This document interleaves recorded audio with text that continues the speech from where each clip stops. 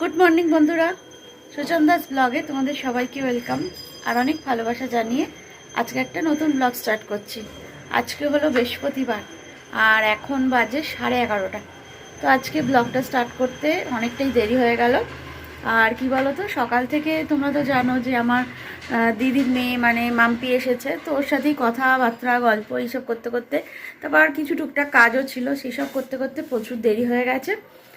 আর এখন ঘরের কাজ মোটামুটি কমপ্লিট, বিছানা গোছানো, দুটো ঘরেরই বিছানা গোছানো হয়ে গেছে। আর রান্না বান্নার সব মা এসছে, তো রান্না বান্না আনাজপত্র সব কাটছে। আর রান্না বান্না আজকে বেশ ভালো রকমই হবে, তোমাদের শেয়ার করব। আর এই যে মাম্পি এখানে বসে আছে। তো এখন বসে ওয়েব সিরিজ দেখছিল। এই যে আমি বললাম একটু অফ কর, কারণ আমি ভিডিওটা করব। আর মা এখানে আনাজপত্র কাটছে। এই যে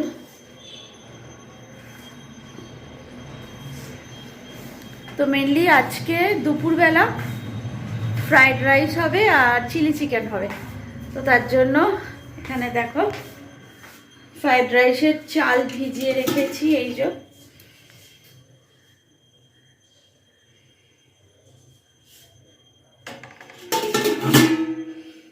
আর এদিকে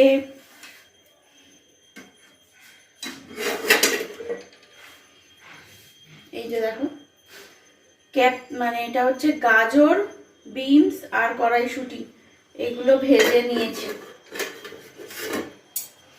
আর চিলি চিকেন বানাবো, তো তার জন্য এখানে চিকেনটা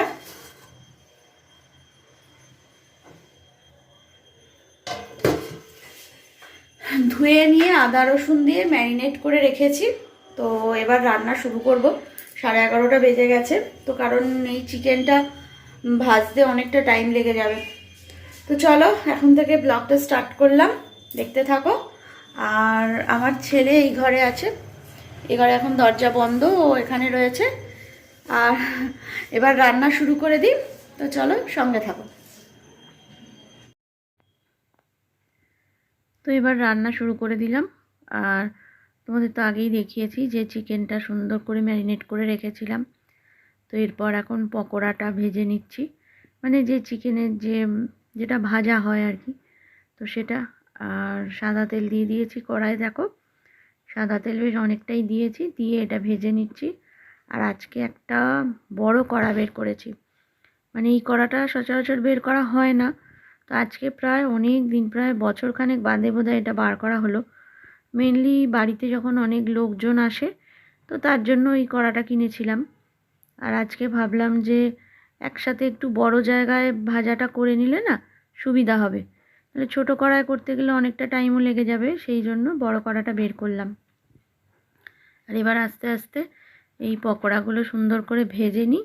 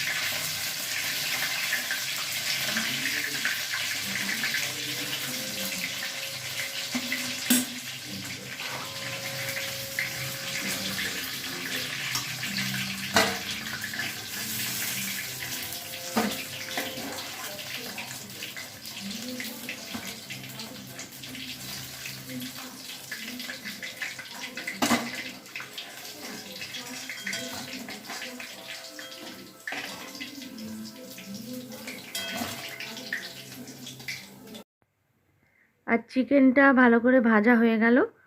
এরপর পেঁয়াজগুলো তো আগে থেকেই কাটা ছিল, পেঁয়াজ ক্যাপসিকাম সব কিছু দিয়ে দেবো। আর এটা কি বলো তো, আস্তে আস্তে পেঁয়াজটা ভাজা হোক, তো তারপর এরপর এতে ক্যাপসিকাম দেব। আর এখন এতে ক্যাপসিকাম দিয়ে দিলাম।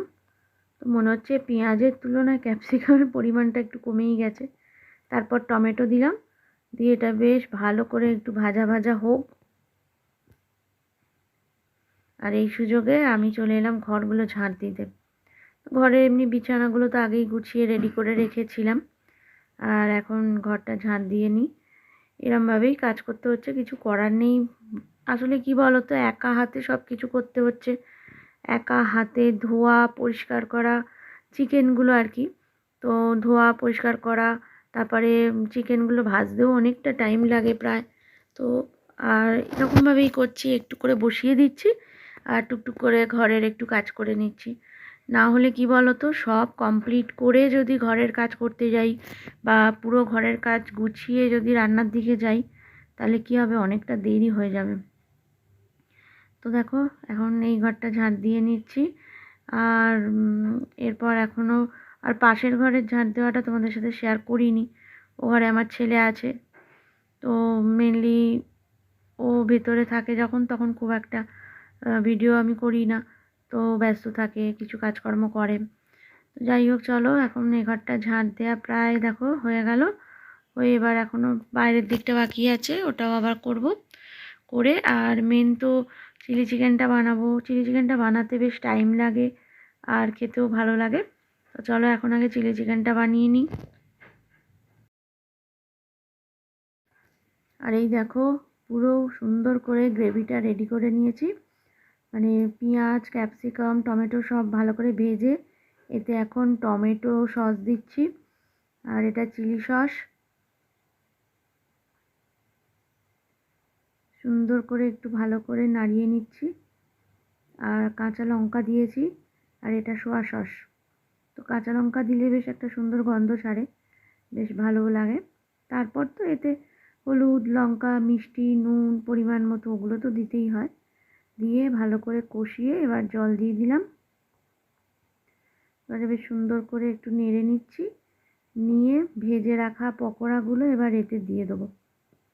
তো এগুলোকে ভেজে রাখা এগুলোকে পকোড়াই তো বলে কি জানি, আমরা তো পকোড়াই বলি, বা চিলি চিকেন ভাজা, তো চিকেন ভাজা যাই হোক, যে যেটাই বলে না, আমরা পকোড়াই বলি বেশিরভাগ। তো এবার এটা দিয়ে দিলাম, দিয়ে এটা একটু ফুটুক, তারপর নামিয়ে নেব।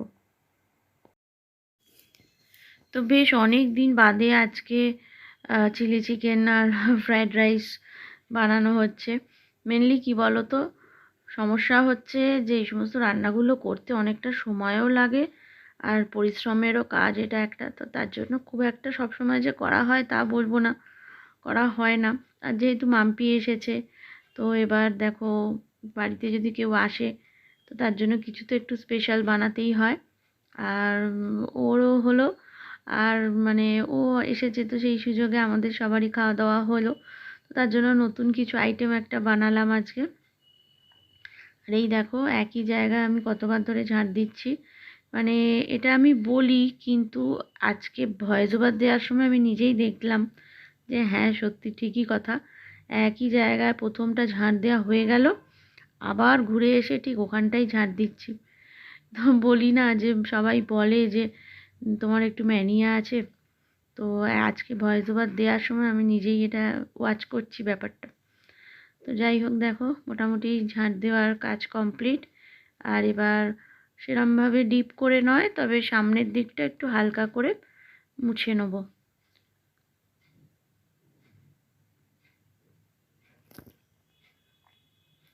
আর এই দেখো মোছামুছি শুরু হয়ে গেছে, মানে যেখানে একদম চেয়ারগুলো যেরকম টেবিলের ভিতরে ঢোকানো থাকে তলার দিকটা, ওগুলো মুছিনি, তবে সামনের পোর্শানটা মানে যেখানটা বিশেষ করে হাঁটা চলা হয়, একটু ইউজ হয়, সেই সামনেগুলো, ঘরের সামনেগুলো খাটের তলা বাদ দিয়ে সেইগুলো একটু মুছে নিই, প্রায় দিনই ঝাঁট দিয়ে মুছে নিই।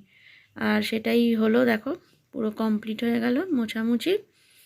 আর রবিবার দিন বিশেষ করে, রবিবার দিন একদম পুরো ডিপ করে ক্লিন করি পুরোটা।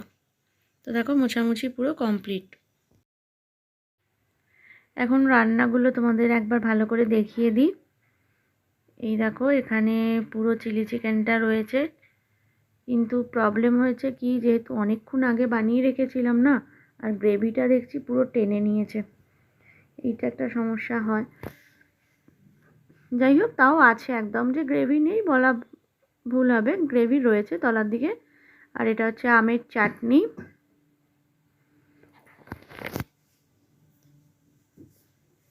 আর এখানে এই যে দেখো ফ্রাইড রাইসটা বানিয়ে রেখেছি, এটা তোমাদের সাথে শেয়ার করতে একদম ভুলে গেছি। তো দেখো ফ্রাইড রাইসটা রেডি একদম। তো এরপর সবাইকে খেতে দিয়ে দেবো, তাহলেই হয়ে যাবে। আর আজকের ব্লগটা আমি এখানেই শেষ করব, এরপরে একটু অংশ আছে তারপরেই। দুজনকে খেতে দিয়ে দিয়েছি, ছেলে আর মেয়ে দুজনে খাচ্ছে। কিরে কেমন হয়েছে? ভালো হয়েছে? খুব ভালো। কিরে তুই বল, ভালো হয়েছে? চলো এই হচ্ছে ফাইনাল লুক, রাইস আর চিকেন। এই দা হাতাটা একটু গুটিয়ে খাও বাবা।